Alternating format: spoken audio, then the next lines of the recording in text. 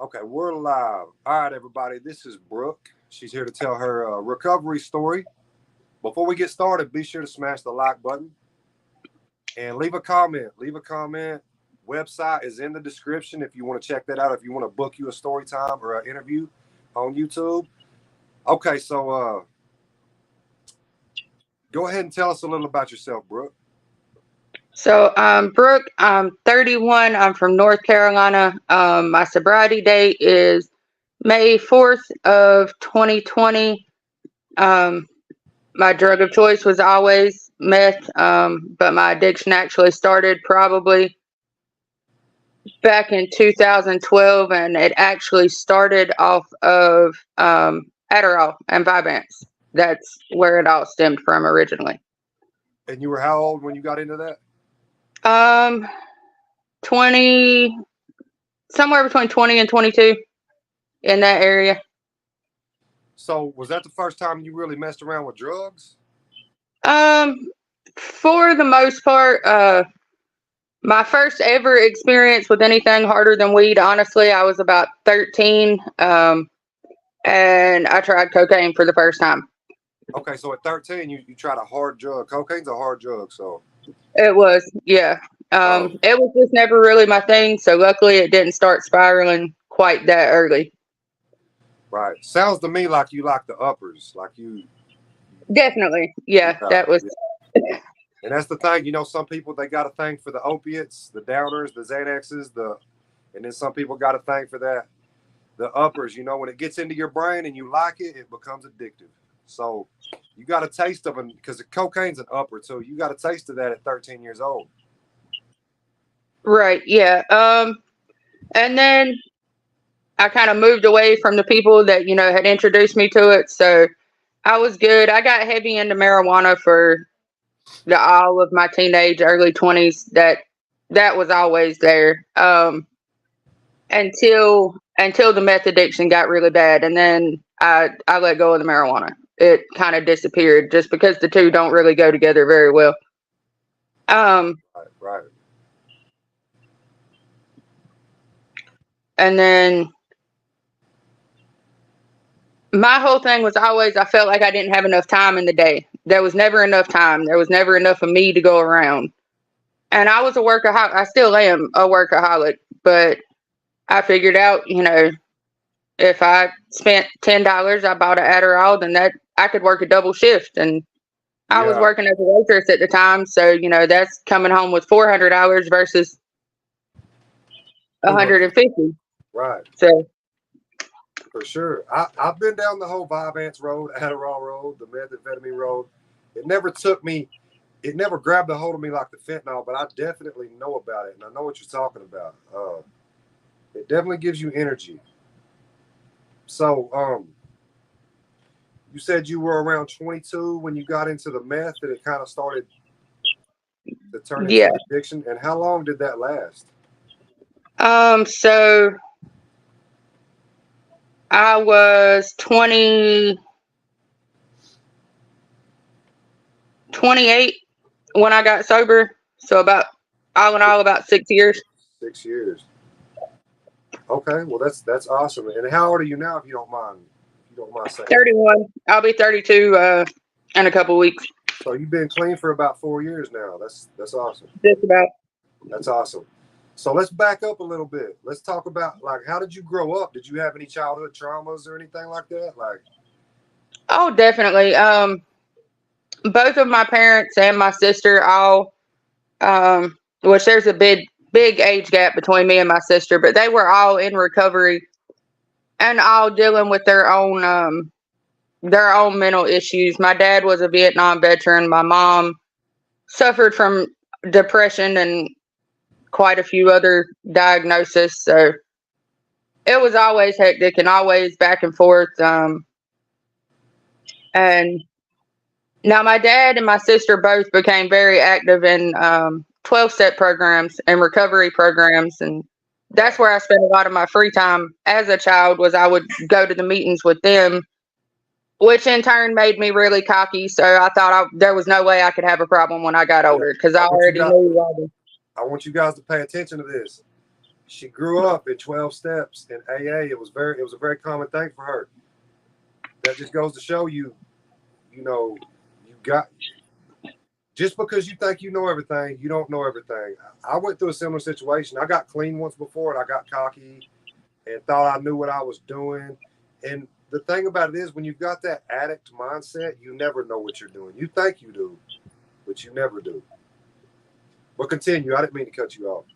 Oh no, you're fine. And I stayed active going to meetings, even though I didn't need them up until I was probably 18, when my dad passed away. And then when he passed away, I stopped completely. And honestly, I think if I would have kept up with the Al-Anon meetings I was going to and still going to, the open meetings and listening, that things probably wouldn't have turned out the way they did.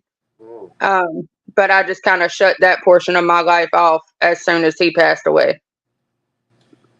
Yeah. Okay. So the passing of your dad kind of sparked it. Definitely. And then our mom passed away suddenly under some questionable circumstances 2 years later, right before I turned 21. And that's when, I'm sorry, right after I turned 21. And that's when the really heavy Adderall and Vyvanse and meth started. What do you think it was that? What do you think it was that that made you cling on to it so hard? Do you think it was it made the emotional pain go away, or what's your version of that? I struggled a lot, and even in sobriety now, I still have bad days. I still have bad days where I struggle, but with, I guess, self-confidence and self-identity, and I never really had that, but when I had those substances, I thought I was a supermodel walking around. You couldn't tell me nothing. Nobody could, nothing. And I loved that. And I craved that feeling. It made everything easier to deal with. 100%. The anxiety goes away, gives you the confidence that you need. I know what meth feels like. Opioids does something similar, but not like, it's similar, but it's different, for sure. Right. And I mean, I danced with opioids a little bit. And it was actually one of the last times before my real downhill started. I went into a dual diagnosis center, and I spent about 2 weeks in there. And I love that center. They did great things. And I think had I really been ready to recover, I probably would have had it then. But I came out and I decided that, well, I'm good. I don't need the meth anymore, but I don't have a problem with this, so I can try this. And I figured out real quick I liked it too much. I didn't need to keep dancing with that one, or I was just gonna have double the issues. Right, for sure. So when you said you stopped when you was 28, how did you like? What was the breaking point for you to know that, like, okay, I'm ready to do this? So I got with my husband when I was 26. He had two, well, actually, my 3 bonus kids, and we had them full time, but he was actively using too.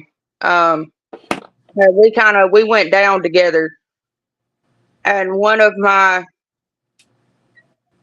at that time I would call him a good friend, but in all reality, he was my supplier. Came out of prison, nobody else would help him, so I let him get paroled to our house. Because he needed the address. I know how that goes. Yep. And, I heard all the jail talk while he was in there. Things are going to be different. I'm never doing it again. That's what they all say in jail, Then they get out, and that's when the rubber meets the road. And needless to say, about 3 months after he got out, our house had been turned into a trap house. There's really no nicer way to put it. That's what it was.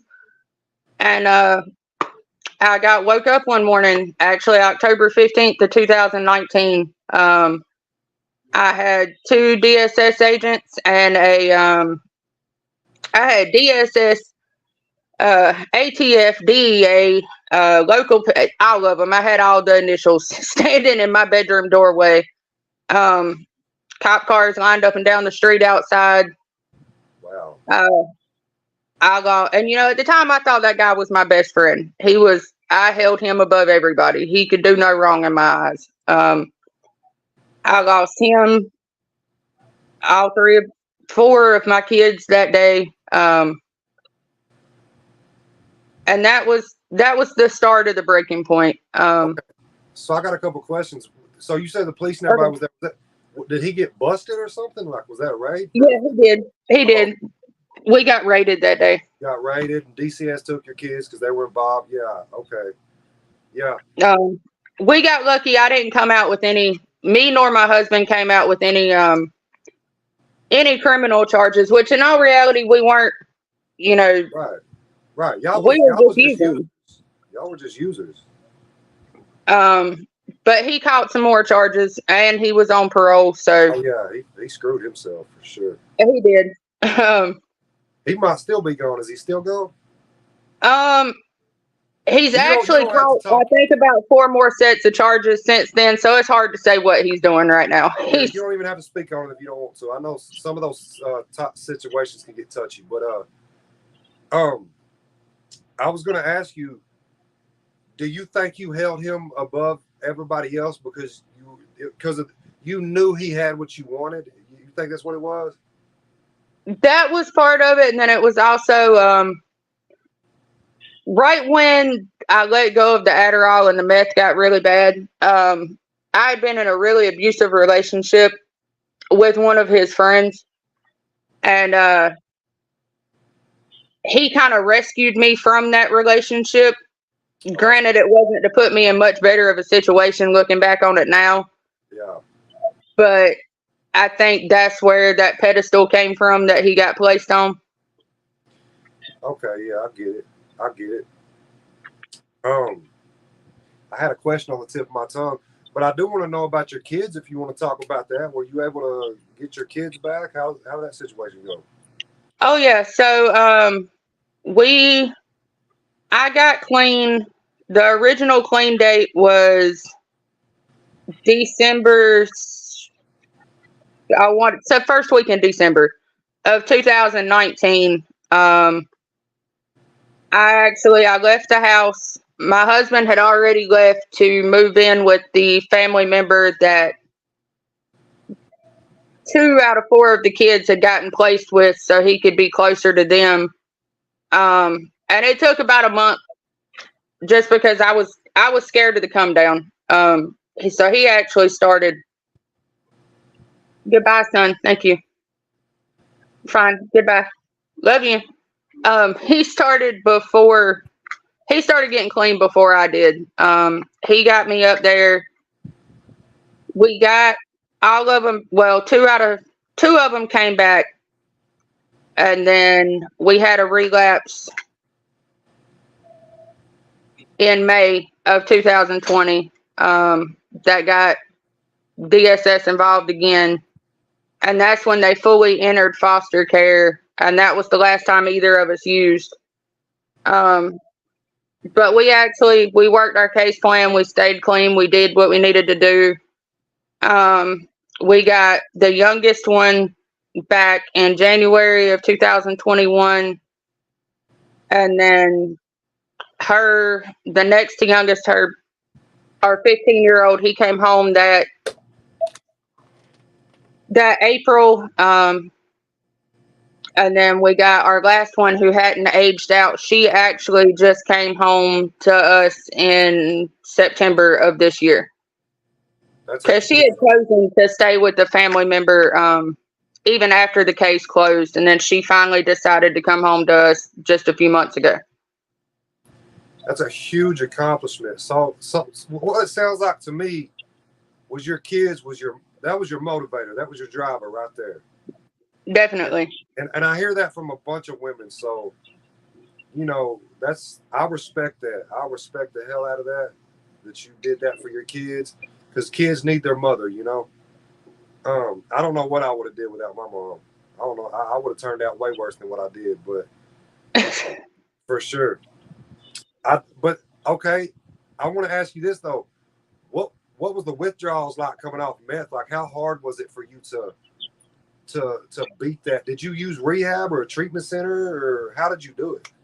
Um, no, actually, I mean, I did the whole rehab thing twice earlier on, but I just wasn't ready yet. I wasn't. I think I did it once in, no, actually, it was twice in 2017.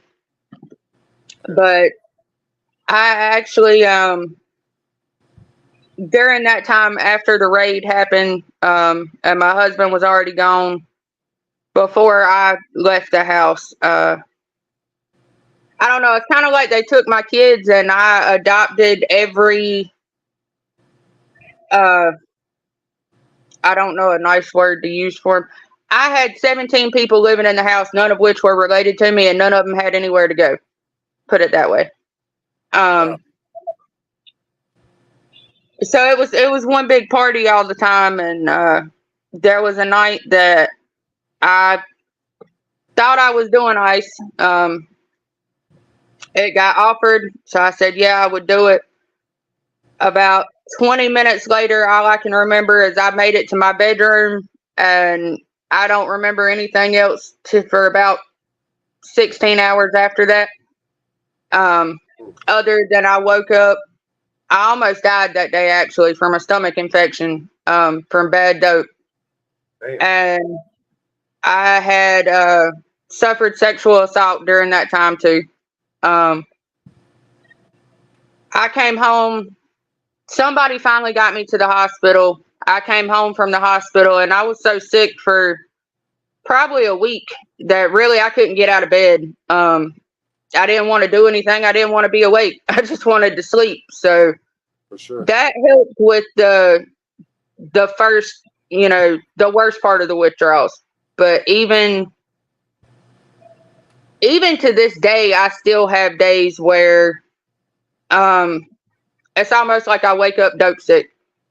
Right. Um, I understand that. a lot of coffee in the first year. Yeah. And stackers and like the B12 pills you can buy from, Dollar Tree. Yeah, energy drinks. I used to be addicted to those. So I kind of still am in a way, anything to get that kind of that dopamine kind of hit. And I drink the shit out of them Bangs and the Reigns energy drinks that you get. Yeah. But hey, man, it's better than meth, right? Yeah. And even now, like I have to limit myself because if I drink too much and if I get too much of a rush off of them, then it's almost like my mind feels like I've already relapsed. So it's a lot of self-awareness and learning how to, just know your body's cues on when you're pushing it too far. That's good. I wanted to get into that. So you're very aware now. Like that Definitely. you need to do certain things to keep yourself in line.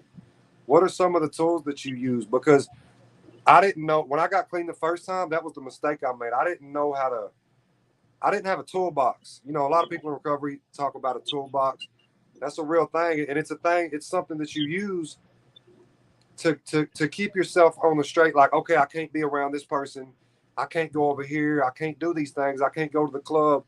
Like, you just know these things about yourself now. So what are some of the things you use on a daily basis to keep yourself going straight to where you don't end up back in that life?